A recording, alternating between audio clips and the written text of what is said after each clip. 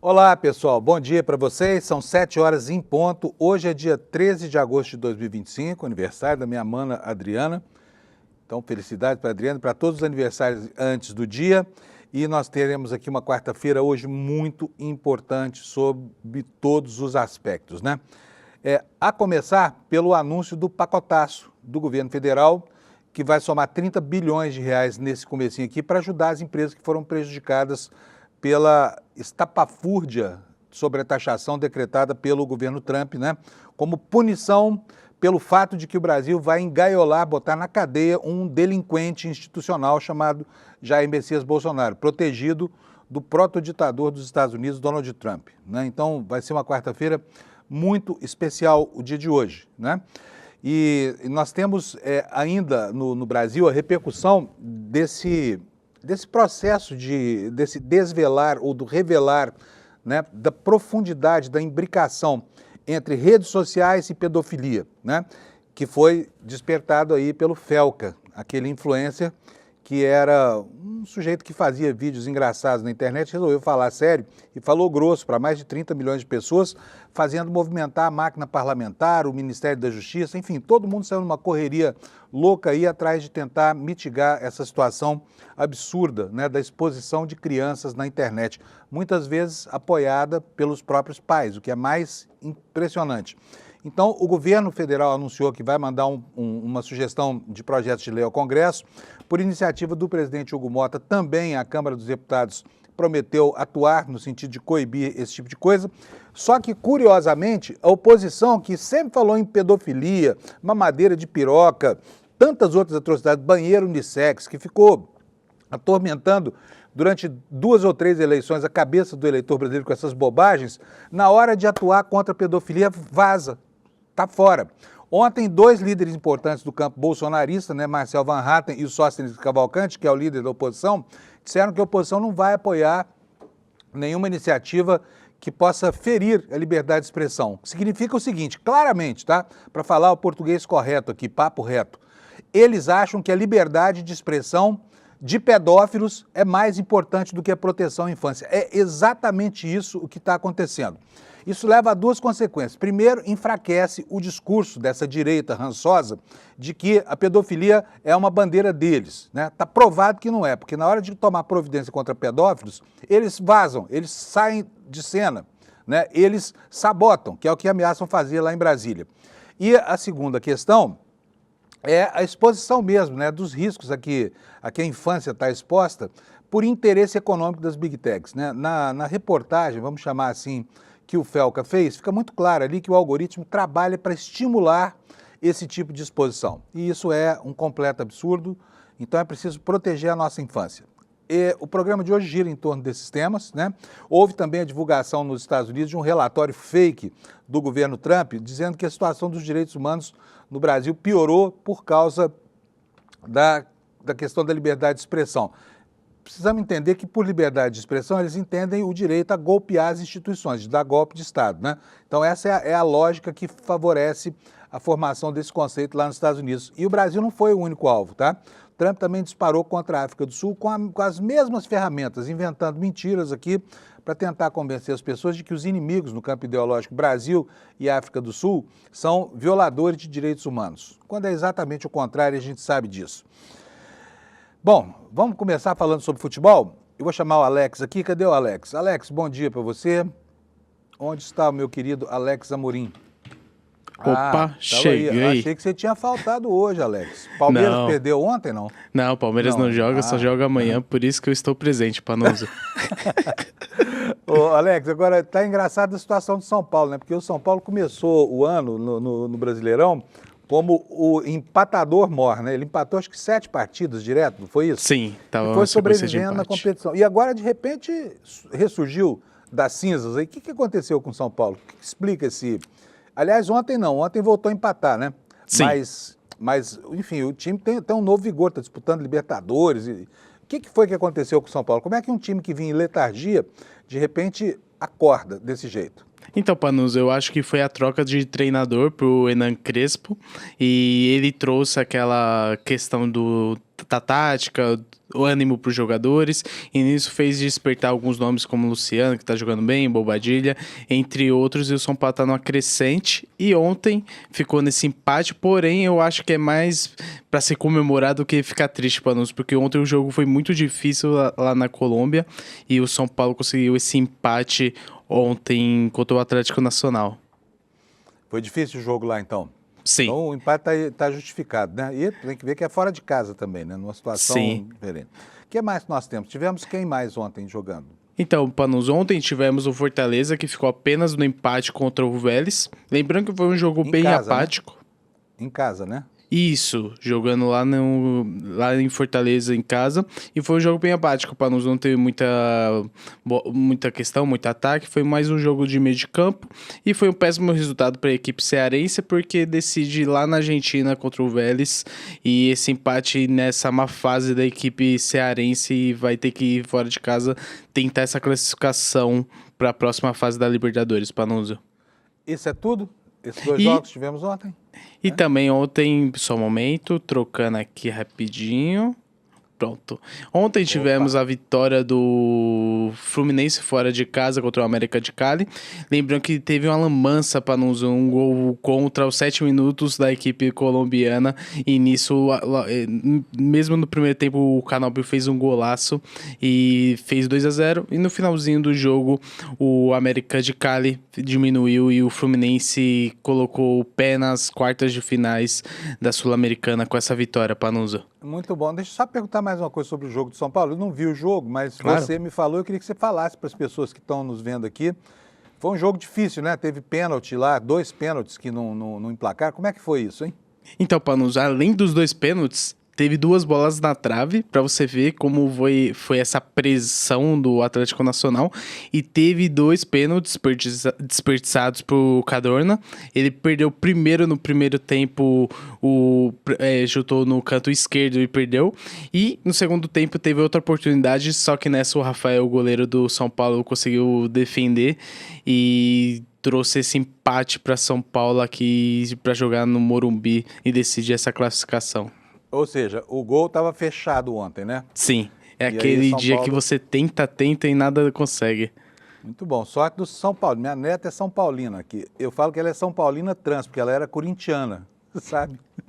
Então, agora já não é mais, agora virou São Paulina, né? Sim. Fala que ela é São Paulina melancia, São Paulina por fora e corintiana por dentro. Beleza, Alex. Valeu, Panuso, bom programa. Tchau, tchau. Um abraço para você, obrigado, viu? O Alex continua aqui com a gente na direção de TV do nosso programa e nós vamos agora falar sobre a meteorologia. Gente, eu não lembro de um inverno tão frio quanto esse nos últimos anos. Quando eu cheguei a São Paulo, fim dos anos 70, né? Muito tempo dos dinossauros ainda. Havia garoa aqui, garoa era um fenômeno recorrente. Havia frio também no inverno, mas depois disso, não me lembro de um inverno tão frio quanto esse, né? Com essa sucessão de frentes frias que tá acontecendo. E já vem vindo outra por aí, tá gelando lá ao sul, parece que essa frente fria não vai ser tão forte quanto as. Mas hoje nós já tivemos aqui em São Paulo uma temperatura de 8 graus durante a madrugada, frio pra caramba, né? Os cariocas estão reclamando lá no Rio de Janeiro também, que está todo mundo virando picolé lá, com temperaturas abaixo de 15 graus durante as madrugadas, né? E definitivamente, assim como São Paulo não combina com calor, o Rio também não combina com esse frio, né? Mas vamos ver como é que vai ficar a previsão do tempo para hoje? Eu quero até começar aqui diferente hoje. Deixa eu ver o mapa do satélite aqui, só para a gente entender direitinho o que está acontecendo. Essas manchas verdes aqui, olha, são manchas da frente fria, né? Que vem passando aqui, olha. A frente fria ela vem arrastando ou ela vai sendo empurrada por uma massa de ar fria, que é uma massa mais densa. E aí a gente vê aqui, olha, nesse movimento do satélite, né, elas avançando lentamente em direção ao sul e ao sudeste do Brasil. Mas vamos voltar aqui para o mapa dos avisos. Opa, me perdi aqui. Para o mapa dos avisos meteorológicos, que é o que importa para a gente ver o que vai haver de clima hostil hoje, né? Vamos ter lá na Cabeça do Cachorro, no norte do Amazonas, em Roraima, chuvarada. Chuvarada também no litoral do Pará e do Maranhão. Em Salvador, temos aqui um alerta de acumulado de chuva. E em todo esse interior aqui do centro-oeste, nós teremos baixa umidade. Portanto, pessoas se acautelem aí, principalmente nas horas mais quentes do dia, porque aí está fazendo calorão, né? Ao mesmo tempo, olha só, o Brasil é um país tão grande que nós temos todas as estações do ano praticamente aqui no mesmo mapa, né? E, bom, aqui nós temos, olha, um alerta de geada no estado de Santa Catarina e no norte do Rio Grande do Sul, serras gaúcha e catarinense, né? Região de frio, Urubici, São Joaquim, Companhia Limitada, continua frio com risco de geada. Pode gear também no sul de Minas, tá aqui região da raiz da Serra da Mantiqueira, né, na divisa de São Paulo com Minas Gerais e também Rio de Janeiro com São Paulo e Minas. Então, previsão de geada. Depois a gente vai ficar sabendo se já geou nessa madrugada aqui.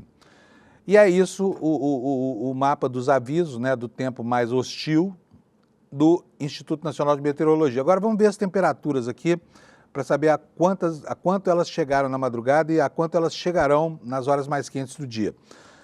Porto Alegre começou com 8 graus Celsius, a mesma temperatura aqui de São Paulo, e vai ter 21 graus durante a tarde. Em Florianópolis, a mínima foi de 11 e a máxima será de 20 graus Celsius. Curitiba, geladeira do Brasil, começou o dia com 5 graus, a temperatura vai chegar a 22. Em São Paulo, mínima de 10, olha, a mínima foi menor, tá? Eu asseguro para vocês, 8 graus, estava marcando hoje nos termômetros aqui do caminho meu até o ICL.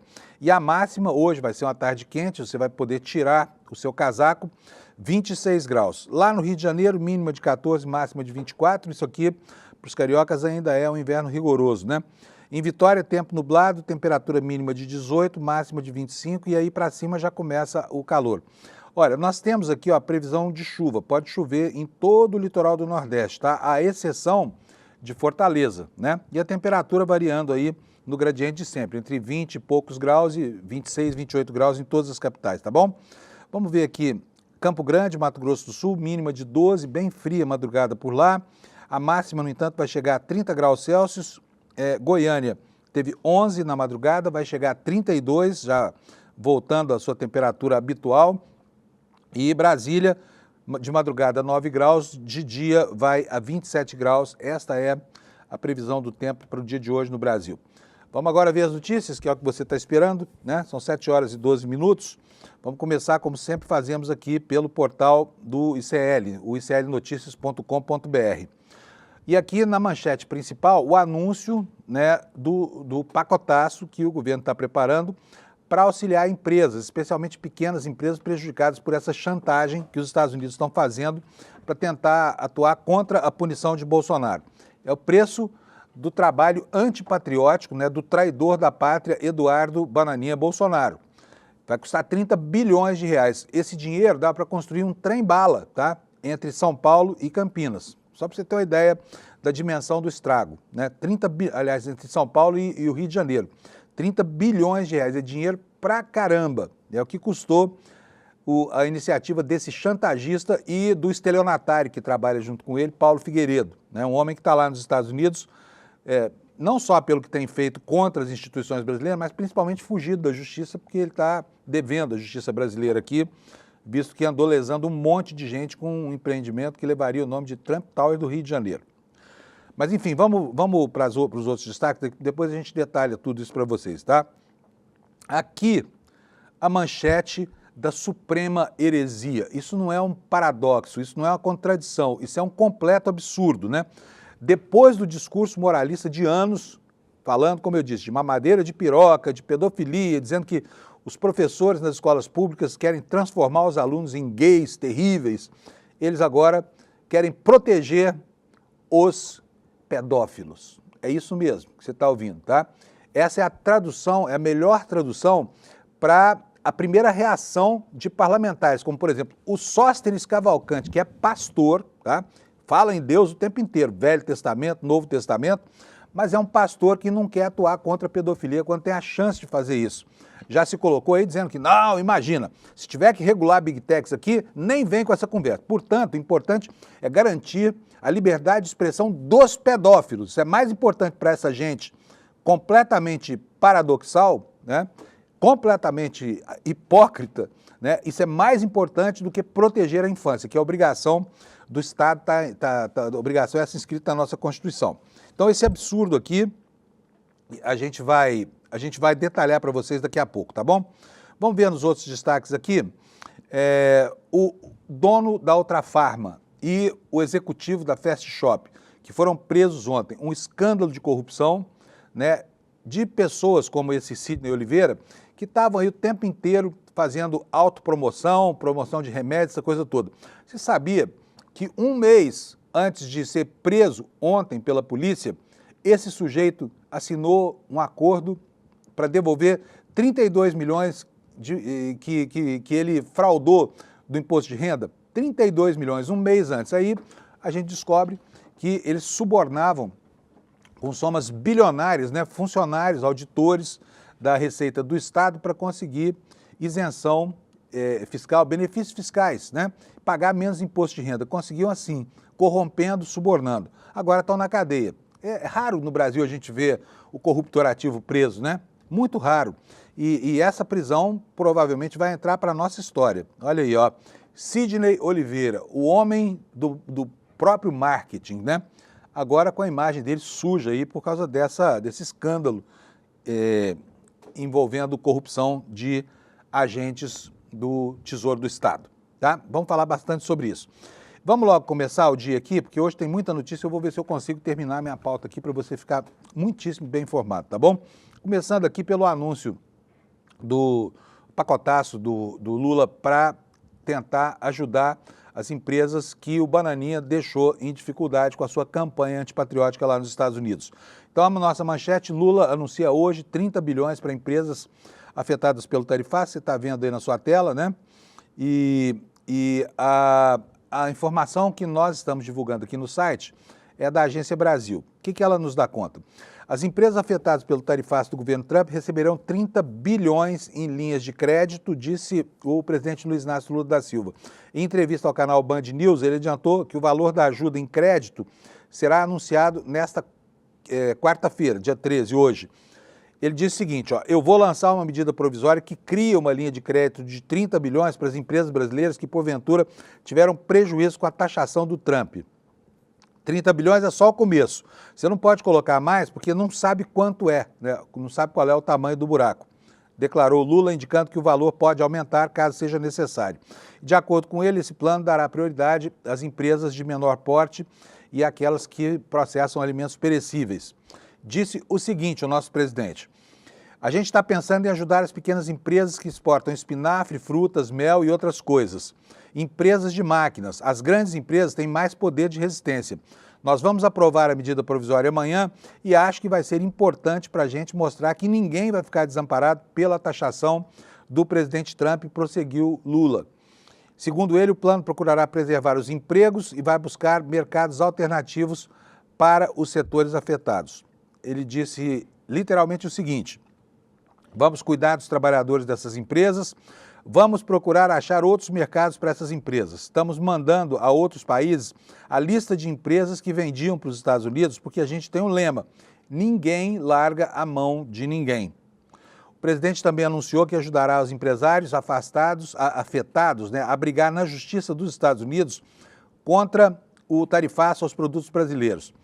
Ele falou o seguinte: vamos incentivar os empresários a brigar pelos mercados. Não dá para dar de barato a taxação do Trump. Tem lei nos Estados Unidos e a gente pode abrir processo. Eles podem brigar lá, explicou, né?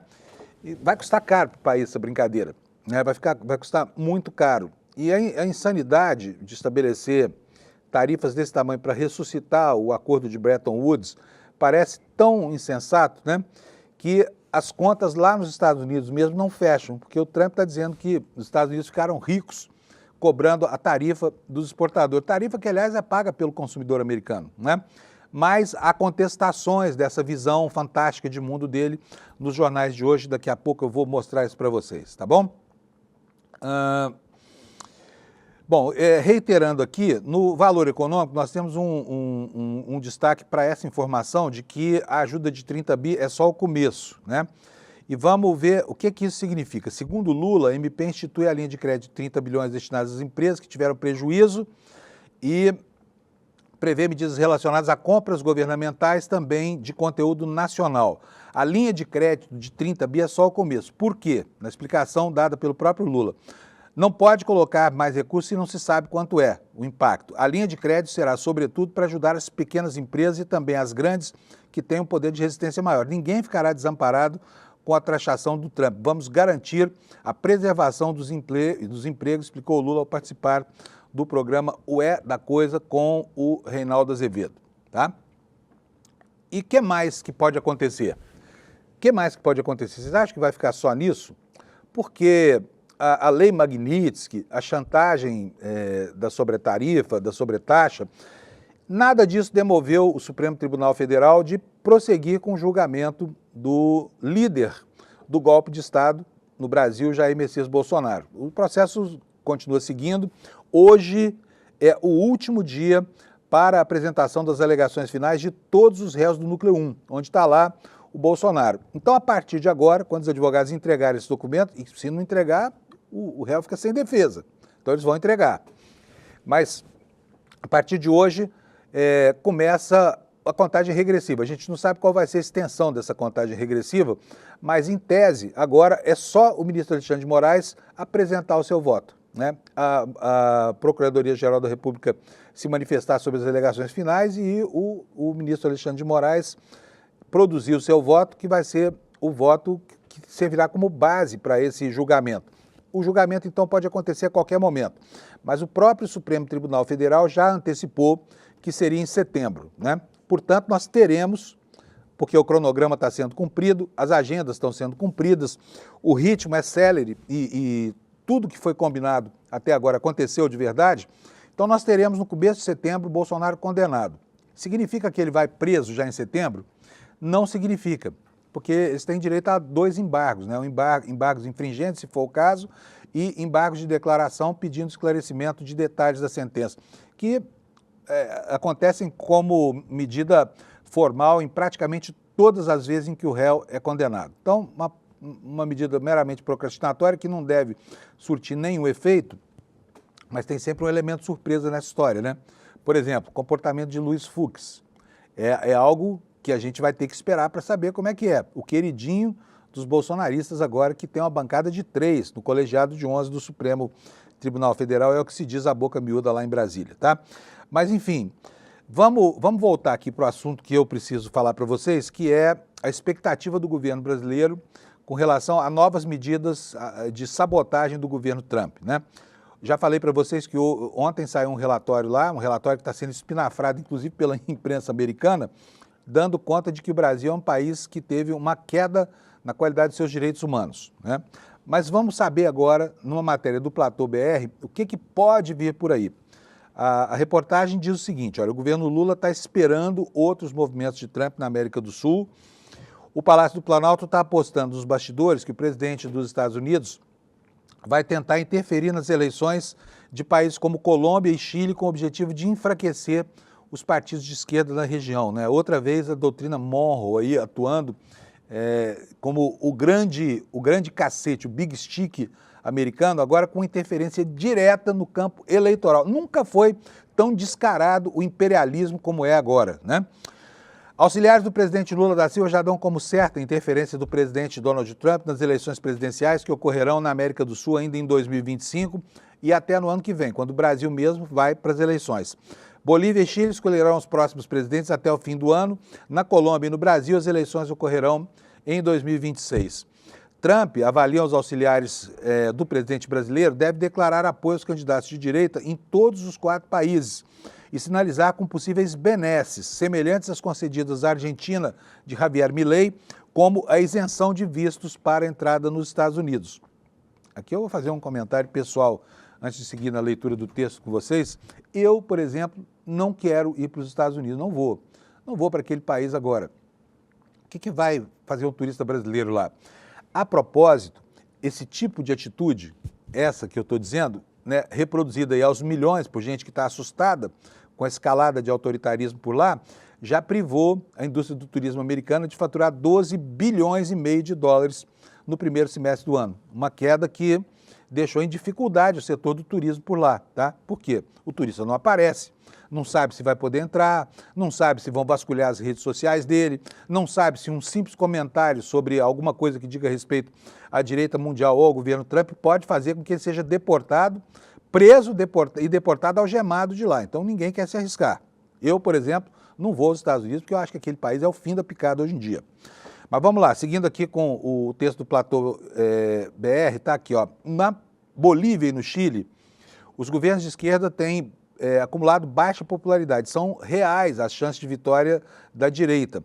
Na Colômbia, a crise da segurança pública fragilizou o governo do progressista Gustavo Petro. No Brasil, até o momento, Lula vê um aumento da sua popularidade diante da interferência comercial e política de Trump, mas os governistas temem que novas medidas da Casa Branca possam fragilizar o governo. Tá? Matéria aqui, análise do Platô para você. Vamos agora falar sobre movimentos internos aqui no Congresso Nacional. O Brasil foi sacudido por essa denúncia espetacular do Felca, né, que eu não conhecia. Era um influencer que vivia de falar generalidades na internet, tirar sarro de gente, essa coisa toda. De repente, o garoto cresceu, virou gente grande, resolveu falar grosso na internet. A gente viu o que aconteceu com aquele documentário, com aquela reportagem, com aquele documento que ele produziu, demonstrando como os algoritmos das redes sociais levam pedófilos a encontrar as suas vítimas. Como esses algoritmos, como os softwares, né, que direcionam os conteúdos na internet, são favoráveis aos interesses dos pedófilos, né, levando crianças vulneráveis até esses sujeitos. Ele fez, se você não viu o documentário, ele produziu uma conta nova no Instagram, não estamos falando de deepfake não, tá? Uma conta no Instagram e em 5 minutos conseguiu programar o algoritmo, sugestionar o algoritmo para que fosse levado, né, cada vez mais profundamente para o mundo da pedofilia comercial ostentada por essas redes aí. E aí tudo isso despertou um debate enorme. No Brasil passou-se a falar claramente nos últimos 2 dias em regulação das redes sociais e o governo brasileiro, que sempre foi a favor dessa regulação, aproveitou a oportunidade, né? E aconteceram 2 coisas. Primeiro, o governo assumindo um compromisso no combate à pedofilia, compromisso claro, com medidas concretas, como essas medidas no campo legislativo. Houve também providências no Ministério da Justiça e agora a oposição perdeu a bandeira do discurso moralista sobre a pedofilia e se encontra num paradoxo, que é o seguinte: líderes importantes, como um pastor, Sóstenes Cavalcante, né? E outros, como Van Hatten, que não é pastor nem nada, mas enfim, é um bolsonarista de primeira linha, estão dizendo que vão sabotar qualquer iniciativa que coloque em risco a liberdade de expressão. De quem? Dos pedófilos. Eles não falaram isso literalmente, mas é exatamente isso que significa você se opor a qualquer medida que vise proteger a infância num país matizado como o Brasil, né? E diante do escândalo que foi a revelação de que os interesses econômicos das Big Techs, de repente, levam a uma valorização da pedofilia, facilitam a vida do pedófilo. E aí temos manchetes como essa que você vai ver aqui na tela. Oposição, por incrível que pareça, gente, quando a gente vê isso aqui, você fala assim, não é sério, não é possível. Mas esses caras falaram a vida inteira de banheiro unissex, de mamadeira de piroca, falaram o tempo inteiro de proteção à família, né, à família tradicional. E agora esses caras estão se opondo a criar dificuldades para que os pedófilos encontrem suas vítimas. Parece que faz sentido para você? É uma guinada, né? Mas é bom, porque o campo progressista pode finalmente mostrar como é que se combate esse tipo de coisa e adotar essa bandeira, que é uma bandeira cara da extrema-direita. Eu vou ler para vocês aqui um trechinho da reportagem aqui no site do ICL e depois, se você quiser ler o restante, você vai no iclnoticias.com.br, tá bom? Esse aqui é o pastor Sóstenes Cavalcante, tá? É o carioca, tá aí. Está muito à vontade para falar que a liberdade de expressão é mais importante do que a proteção à infância. Vamos ver como é que isso se processa aqui nas formalidades do jornalismo. Líderes da oposição na Câmara ameaçam obstruir a votação do projeto que trata da chamada adultização de crianças, um termo usado para se referir à exposição precoce de menores a conteúdos e comportamentos de adultos nas redes sociais. Esse projeto foi protocolado como prioridade na reunião de líderes da Câmara que foi realizada ontem, terça-feira. A mobilização sobre o tema ganhou força depois que o influenciador Felipe Bressanin Pereira, que é conhecido como Felca, publicou o vídeo dele no último sábado denunciando o influenciador paraibano Ítalo Santos por exploração de menores e alertando para os riscos de exposição infantil nas redes sociais. Antes de prosseguir com a leitura, eu quero lembrar para vocês que esse pessoal das redes sociais cria a condição para que um escândalo ecloda a cada 3 meses. Você há de lembrar aqui, e a memória da gente é curta, mas ela, quando estimulada, reage, que o último escândalo foi do jogo do Tigrinho, né? Nós tivemos uma CPI lá, com cenas terríveis, assim, da relação de celebridades do mundo do crime da internet, gente que leva pessoas a perder dinheiro, que ganha dinheiro quando alguém perde jogando nos cassinos da internet, e parlamentares abraçados tirando selfie, né? Agora é pedofilia, né? É a pedofilia. Temas muito caros à oposição no Brasil, né? Bom, vamos lá. As lideranças da oposição alegam que vão obstruir a votação do texto se ele incluir dispositivos que considerem como censura à internet. Vamos avaliar o texto. Se tiver qualquer sinal de censura, não vamos apoiar, disse o líder do PL, Sóstenes Cavalcante, repito, um pastor, tá, ao site G1. Outro que se manifestou nesse sentido foi o líder do Partido Novo, que, de novo, não tem nada, né? Marcel Van Hatten, que é um gaúcho do Partido Novo. Se for para tratar de censura de manifestação política e ilegal, com certeza seremos contra. Tem que ser para coibir crimes, não a oposição. Agora, qual é a relação entre oposição e pedofilia, hein, deputado? Está sugerindo o quê? Queria entender a formação desse raciocínio. É importante ter um debate e uma solução para isso. Esperamos que o governo não aproveite para avançar mais uma vez com censura sobre manifestações lícitas. Parece a você o impulso à pedofilia nas redes uma manifestação lícita? Sabe? Vamos pensar direitinho aqui no que significa isso que esses deputados estão falando lá em Brasília, tá? Eles estão colocando na mesma mesa a proteção da sociedade e, de outro lado, o interesse das Big Techs representado pela liberdade de expressão pedófila na internet. É um absurdo isso aqui, é algo inacreditável. Como é que chegamos a esse tipo de coisa? E, repito, pensando aqui, essa gente defendia, até bem pouco tempo atrás, todos os absurdos ligando sempre a infância a fatos ideológicos, né, deletérios, pedofilia, chamavam os petistas de pedófilos, né? Fizeram uma campanha insidiosa na internet, contínua, o tempo inteiro com esse tipo de aleivosia, muito moralista. Na hora de correr para a prática, eles correm do campo, eles vazam, eles sabotam, e é o que vai acontecer, é o que já estão ameaçando. E aqui na mesma matéria, a informação de que a Câmara deve instalar um grupo para discutir a proteção às crianças na internet. Nos próximos dias, a Câmara deve instalar esse grupo, terá prazo de 30 dias para discutir medidas de proteção à criança na internet. O colegiado deverá contar com representantes de diferentes partidos e será responsável por ouvir especialistas, autoridades, plataformas digitais e organizações da sociedade civil. Portanto, está andando o processo, né? Está andando o processo.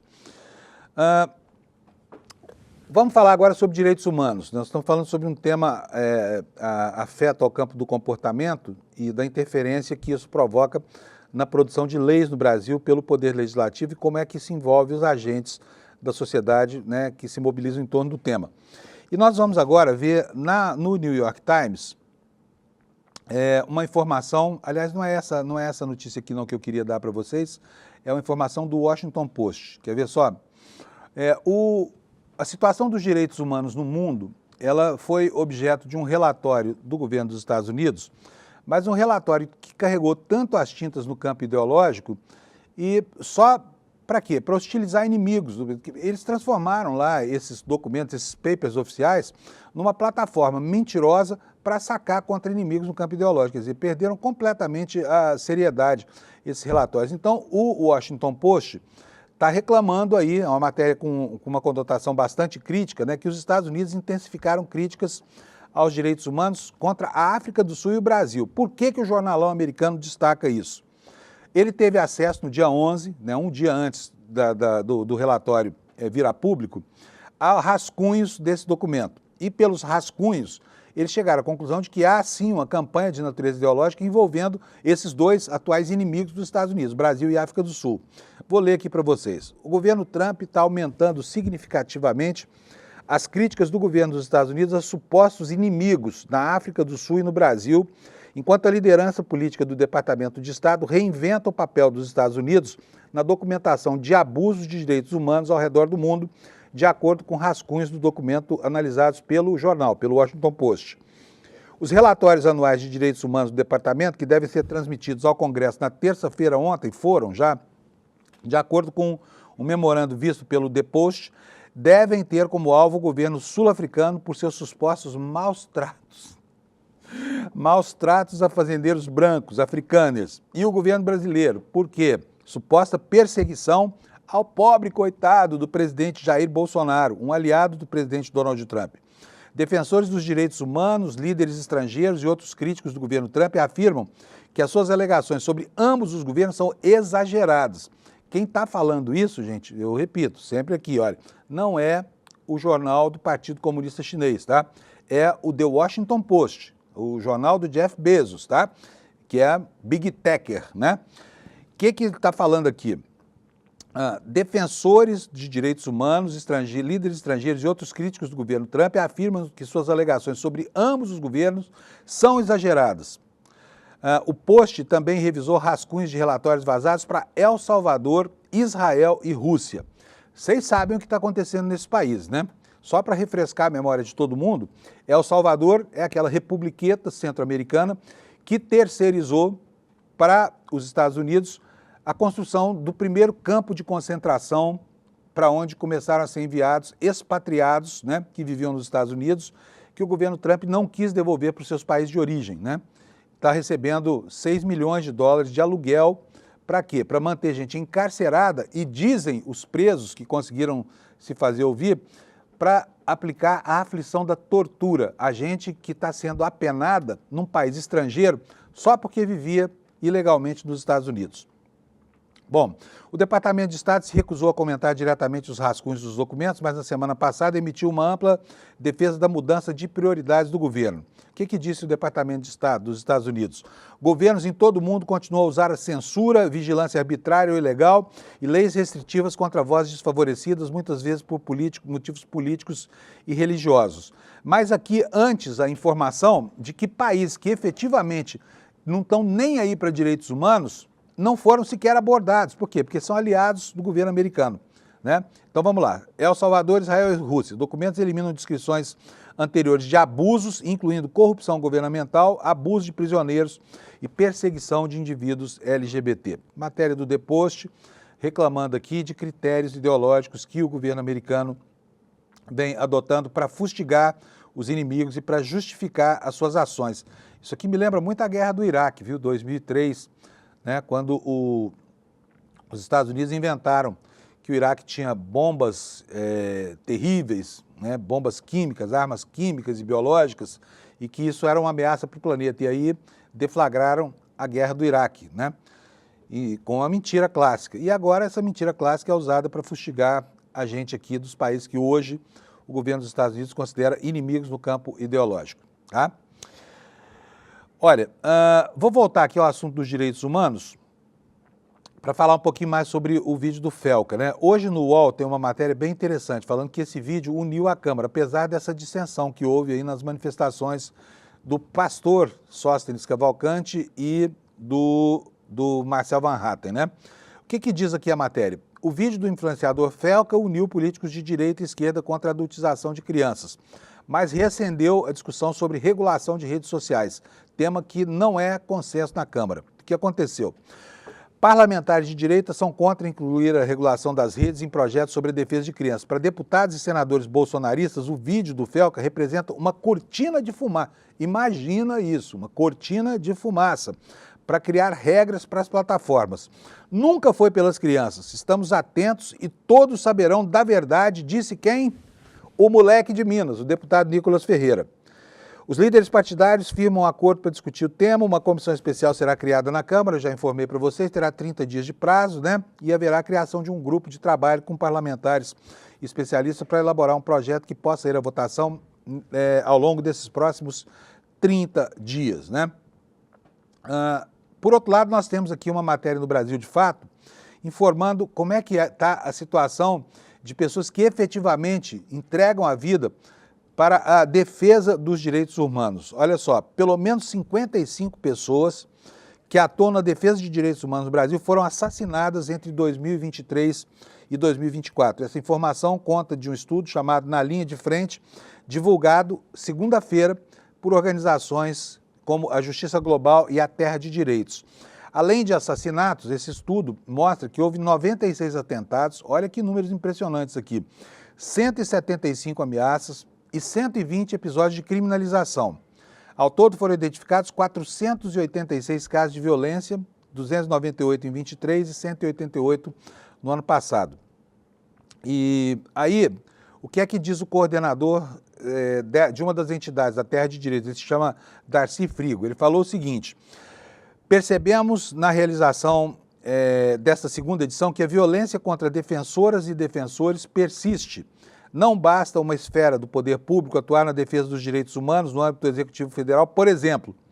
Ele lembra que, de acordo com o levantamento, existem forças políticas regionais ou locais que se mobilizam para bloquear esses avanços usando da criminalização por meio do Poder Judiciário ou então a coação pela simples violência, né?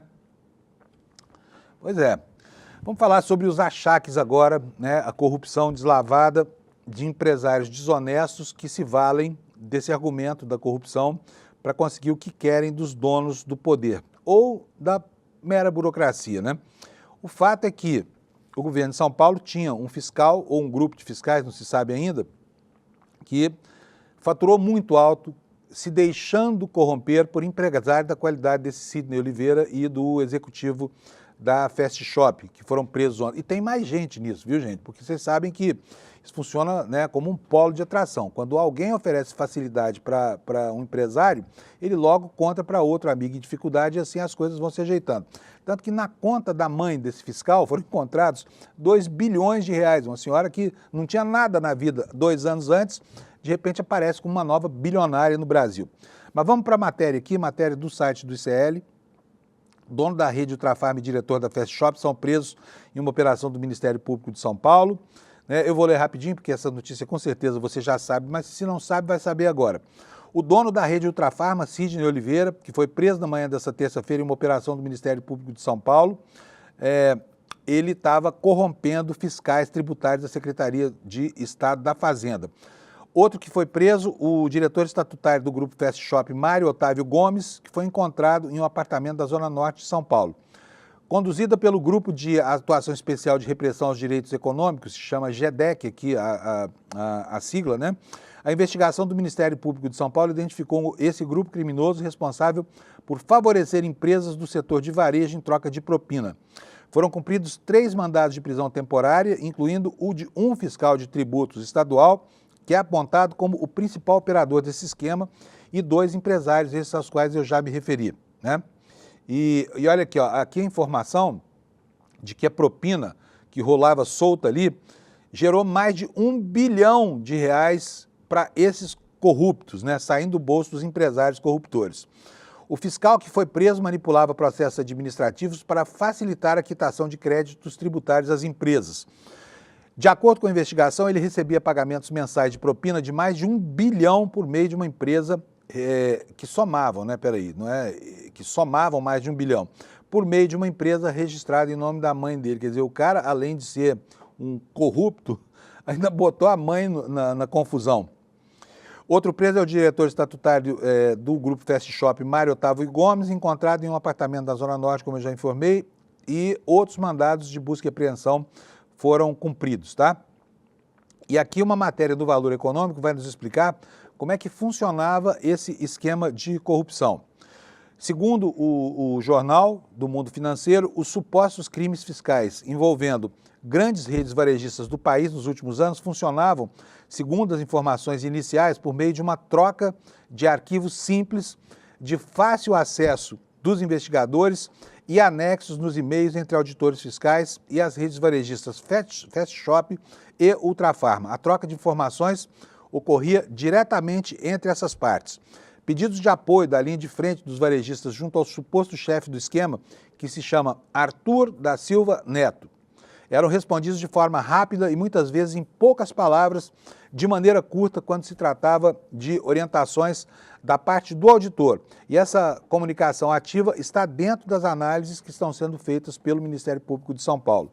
Os anexos dos e-mails, por exemplo, havia um anexo lá intitulado como Alinhamento com Arthur, da diretoria da Fast Shop para Silva Neto. Esses anexos foram localizados e outros com denominações como, por exemplo, CAT 42, também entraram como parte do material que investigou o pedido de liberação de créditos de forma irregular. E assim funcionava o esquema, quer dizer, havia um canal aberto entre os corruptores, né, esses empresários que foram presos, e os corrompidos. Ainda no valor econômico, aparece o nome de uma terceira empresa, que é uma rede de varejo aqui em São Paulo. Toda esquina praticamente tem essa rede, eles têm até uma plaquinha na fachada assim, pronuncia-se Oxxo. Oxxo é uma rede varejista, está em todos os bairros de São Paulo. Como é que essa rede acabou envolvida nessa trama? Documentos relativos à decisão da Justiça para avançar as investigações de supostas propinas de executivos da Ultrafarma e Fast Shop citam um possível contrato dos auditores integrado com a cadeia de supermercados Oxxo, dos grupos Nós, cujo sócio é a FENSA. Segundo os documentos da decisão da Justiça pelas prisões anunciadas na terça-feira, o contador Aguinaldo de Campos, da empresa Smart Tex, usada nos supostos esquemas, é citado como testa de ferro desse auditor fiscal corrupto nas negociações com as empresas da Smart Tex com outras pessoas jurídicas. Campos era o responsável por conduzir as negociações, sempre cientificando Silva Neto sobre ela, segundo e-mails obtidos pelo Ministério Público, e essas mensagens também citam um contrato com a Oxxo, diz o documento obtido pelo jornal Valor Econômico. Então, estão aparecendo outras empresas, provavelmente isso aqui vai se ampliar, né, até que todo o esquema seja desvendado. Olha, deve ter muita gente sem dormir hoje em São Paulo, hein? Porque você acha que o sujeito que monta um esquema desse, que vende serviço para pelo menos 3 empresários, está muito preocupado em que outros não saibam, né, da sua galinha de ovos de ouro fraudulenta, né? Vamos ver como é que esse auditor fiscal trabalhava? Olha, ele atuava, segundo o Valor, como coringa na fraude, e aqui tem um vídeo que eu não vou reproduzir porque nós não temos direitos autorais sobre ele, mas eu vou ler para vocês um trechinho da reportagem.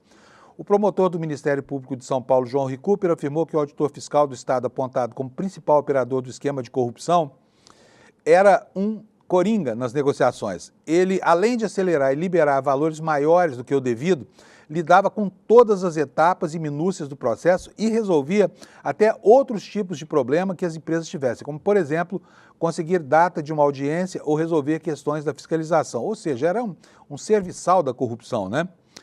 Ele fazia o serviço completo, resolvia todo tipo de pepino, afirmou o Recupero em uma entrevista ao jornal Folha de São Paulo, na qual afirma haver provas abundantes sobre a fraude. O supervisor da Diretoria de Fiscalização da Secretaria de Fazenda de São Paulo foi alvo de prisão temporária, como parte da Operação Ícaro, que investiga esse suposto esquema de propinas. Então tá aí, o cara era bom de serviço, viu? O cara era bom de serviço, porque ele resolvia tudo, né? Uma espécie de despachante ali, que cuidava de tudo, da propina, de outros desembaraços, marcava audiência e tudo mais. E aqui uma outra matéria ainda no Valor Econômico, falando que há uma quarta empresa, né? Além de Fast Shop e Ultrafarma, mais 2 empresas são citadas nesse investigatório, né? Nessa investigação. Vamos ver quem são essas empresas? O Ministério Público deve avançar nas próximas semanas a análise das irregularidades e olha só quem é que está implicado com isso aqui. Ó. Já foi identificado que o auditor buscou fechar contratos com a Rede 28 de postos de combustíveis e, uma vez mais, com a cadeia de supermercados Oxxo. Né? Sobre a Rede 28, a documentação do MP que pede a prisão dos envolvidos informa que um ex-agente fiscal de rendas de São Paulo, que se aposentou em janeiro deste ano, auxiliava o Silva Neto, né, o chefe do esquema, nos supostos crimes da empresa. Então já são 4 empresas, tá? Ontem eram 2, agora já são 4. Bom, vamos deixar os escândalos para lá e vamos falar um pouquinho mais sobre a questão do tarifaço, né? Ontem o Lula se manifestou, ele voltou a falar grosso, né, pedindo punição para o Eduardo Bolsonaro. Isso também foi registrado uma vez mais aqui pelo Valor. Hoje você pode até estrear, falar, mas o Fábio só está falando do jornal Valor hoje. É que o Valor está informando bem a situação dessa crise, tá, gente? E nós já passamos aqui por vários outros órgãos. Mas vamos ver o que diz essa matéria aqui. O presidente Lula disse esperar que os filhos de Bolsonaro sejam julgados por traição à pátria, porque, segundo ele, instigam o presidente dos Estados Unidos, Donald Trump, contra o Brasil, como é óbvio, né? Como é óbvio. O governo brasileiro atribui ao deputado federal Eduardo Bolsonaro a articulação política que resultou na aplicação desse tarifaço indecente a produtores brasileiros e de sanções contra autoridades do judiciário. O que disse o Lula? O Trump está com o filho do Bolsonaro e outras pessoas instigando eles contra o Brasil. Acho que esses meninos estão cometendo crimes de traição à pátria e serão julgados no Brasil, disse Lula ao participar do programa do Reinaldo Azevedo, o É da Coisa da Band News. Não vou detalhar mais, não precisa. Se você quiser, você vai lá no site do Valor, a matéria está aberta, tá bom? E como é que os mercados financeiros estão se comportando? Você acha que em meio a essa saraivada de crise, né, com empresas brasileiras em dificuldade por conta dessa tarifa, o investidor brasileiro está com medo do que pode acontecer ou está tranquilão? A julgar pelo que aconteceu ontem no mercado financeiro, está tranquilo, porque olha só na sua tela aí, quer ver só? Dólar fecha no menor nível em 14 meses. Ibovespa tem forte alta após dados de inflação no Brasil e também lá nos Estados Unidos. Quer dizer que ontem foi um dia bom para quem gosta de apostar a favor da economia, né? E aqui o texto do Valor começa a detalhar o que aconteceu com cada uma das ações, né? Ações do BTG Pactual tiveram alta de 13,12%, Sabesp subiu 10,6%, Assaí, a rede varejista, subiu 7 pontos, a TIM caiu 2,43% e a Brava recuou 1,89%. Mas foi um dia bom, dólar baratinho, né? E empresários fazendo girar o jogo do financiamento pelas bolsas de valores, né? Enquanto isso, lá nos Estados Unidos, o Trump está dizendo aqui, olha, está na Forbes essa informação, tá? O que ela está dizendo aqui? Olha, que o Trump afirmou que as tarifas que ele impôs sobre produtos importados pelos Estados Unidos já arrecadaram trilhões. Só que a Forbes diz que essa conta não fecha, tá? O presidente americano enalteceria valores arrecadados com sua política tarifária, mas os números são repassados aos consumidores e o cálculo é mais complexo, diz aqui a Forbes. Rapidamente aqui, para a gente passar reto por esse assunto. O presidente americano afirmou nesta terça que as suas tarifas estão arrecadando trilhões de dólares, número que coincide com estimativas de alguns economistas sobre a receita que as taxas poderiam gerar, mas ao longo da próxima década, tá? E não só neste ano. Em um post na Truth Social, o Trump sugeriu que a sua política tarifária não causou inflação nem qualquer outro problema dos Estados Unidos, além de enormes quantias de dinheiro entrando nos cofres do nosso tesouro. No entanto, diz a Forbes, o presidente dos Estados Unidos omite que as taxas são pagas por empresas americanas para importar os produtos estrangeiros e os custos acabam sendo repassados aos consumidores. De acordo com dados divulgados pelo Departamento do Tesouro ontem, desde o início do ano fiscal, os Estados Unidos arrecadaram 142 bilhões, que dá 763 bilhões de reais, em receita através da cobrança de tarifas. O período termina em setembro.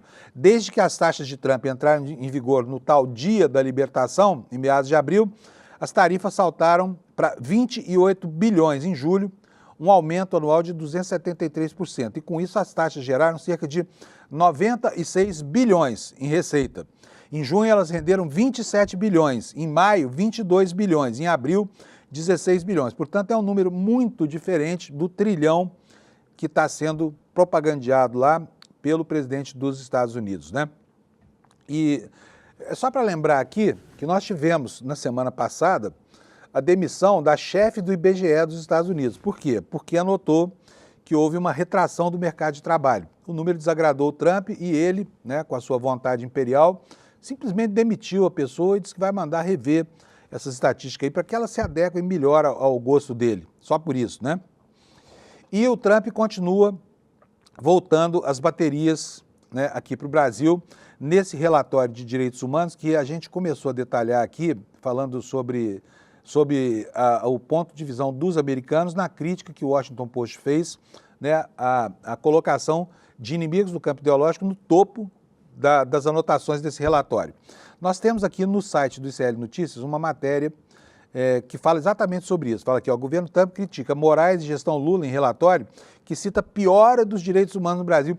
E aqui eu queria dividir com você a minha surpresa de ver a extrema-direita global falando em direitos humanos. Desde quando eles se preocupam com isso? Gente que preza a tortura, gente que preza a guerra, gente que está promovendo o morticínio que está acontecendo agora lá no Estado de Israel, na faixa de Gaza, né?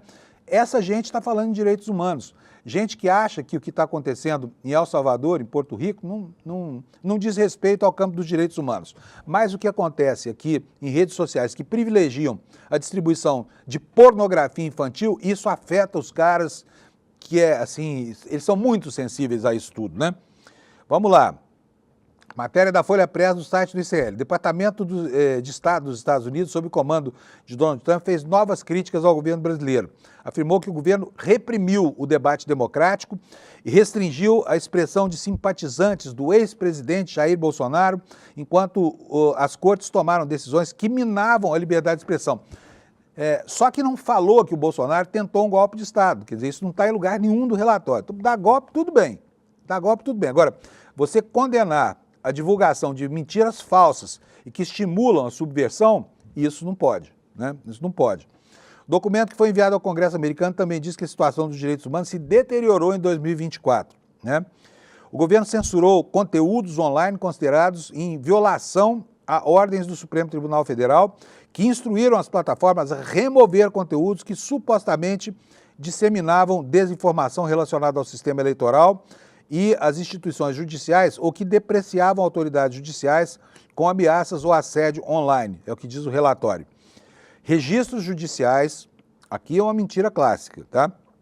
Revelam que o ministro Alexandre de Moraes ordenou pessoalmente a suspensão de mais de 100 perfis de usuários da plataforma X, anteriormente Twitter, suprimindo de forma desproporcional a liberdade de expressão de apoiadores do ex-presidente Jair Bolsonaro, ao invés de adotar medidas mais específicas para penalizar conteúdos que incitassem ações ilegais, iminentes ou assédio.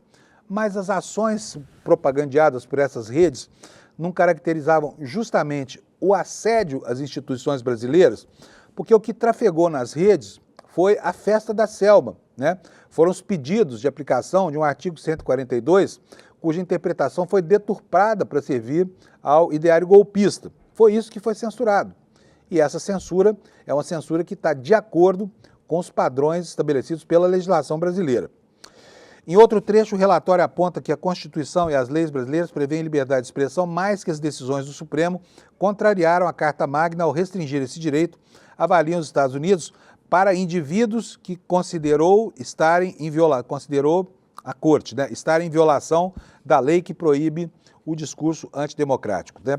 Curiosamente, esse relatório não fala nada sobre outros países onde efetivamente liberdade de expressão e democracia não são valores, como por exemplo Coreia do Norte, né? O relatório não falou nada, foi omisso com relação a isso. Vamos lá, ainda falando um pouquinho mais sobre economia aqui, última notícia do dia aqui, nós temos aqui a informação do Brasil de Fato de que a economia do Brasil avança e a dos Estados Unidos está patinando lá com as tarifas, né? Porque enquanto o Trump ataca o Brasil com as tarifas, a economia brasileira está melhorando, inclusive a inflação, que é a justificativa do Banco Central para manter os juros lá em cima, né? Nas grimpas. E aqui o Brasil, de fato, assegura que o Brasil tem melhorado, caminhado em direção oposto ao que está acontecendo lá nos Estados Unidos, onde a inflação e o desemprego têm crescido. No Brasil, por outro lado, a taxa de desocupação atingiu o menor nível da história e a inflação está ficando cada vez menor. Portanto, não estamos mal na foto, né? E o rame-rame ideológico é o que dá a tônica desse tipo de empreitada aqui, que só tem como objetivo fustigar as ações que são justas e legais da justiça brasileira, tá bom? Pessoal, estou terminando aqui o programa de hoje, mas eu tenho um recado para você. Olha, vai começar a venda dos ingressos para o Despertar 2025, sabe? É um evento que é muito importante aqui para que aqueles que pretendem empreender despertem o seu espírito empreendedor, tá? Esse evento vai acontecer no dia 19 e no dia 20 de setembro. Os ingressos você já pode comprar, tá? Já pode comprar. E para comprar, você vem aqui, olha, icl.com.br/despertar, tá bom? Você vai participar de um evento espetacular, que já foi a reprodução de algo que tem sido muito bem sucedido ao longo dos últimos anos com a promoção do Eduardo Moreira e o envolvimento de toda a nossa equipe aqui do ICL, tá bom? Então, compre lá, faça lá já a reserva do seu ingresso, icl.com.br/despertar. Boa quarta-feira, a gente se encontra aqui amanhã, quinta-feira, às 7 horas da manhã. Obrigado pela sua audiência, até lá. Tem gente que ainda acredita que o Bolsonaro e a turma dele é simplesmente um bando de maluco que gosta de pegar o microfone e falar um monte de besteira. Agora, será que quando ele faz os ataques às urnas, quando ele faz os ataques ao STF, quando ele faz os ataques, né, aos líderes de partidos e ideologias que não são a dele, será que isso tudo sai da cabeça dele na hora? Ou será que existe um método? Será que existe um programa para poder minar e, no final das contas, destruir uma democracia? A melhor pessoa do mundo para nos ensinar sobre isso é Daniel Ziblatt. Ele é professor de Harvard e escreveu o best-seller Como as Democracias Morrem, livro que atingiu o primeiro lugar em quase todos os países do mundo democrático. Ele, Daniel Ziblatt, vai dar uma aula com exclusividade para o ICL no dia 28 de agosto. Uma chance única da gente poder aprender com um dos maiores intelectuais do mundo de graça. Aprender com um dos melhores professores do mundo de graça. Com tudo ali fácil para a gente poder entender, não tem outro lugar, é só no ICL.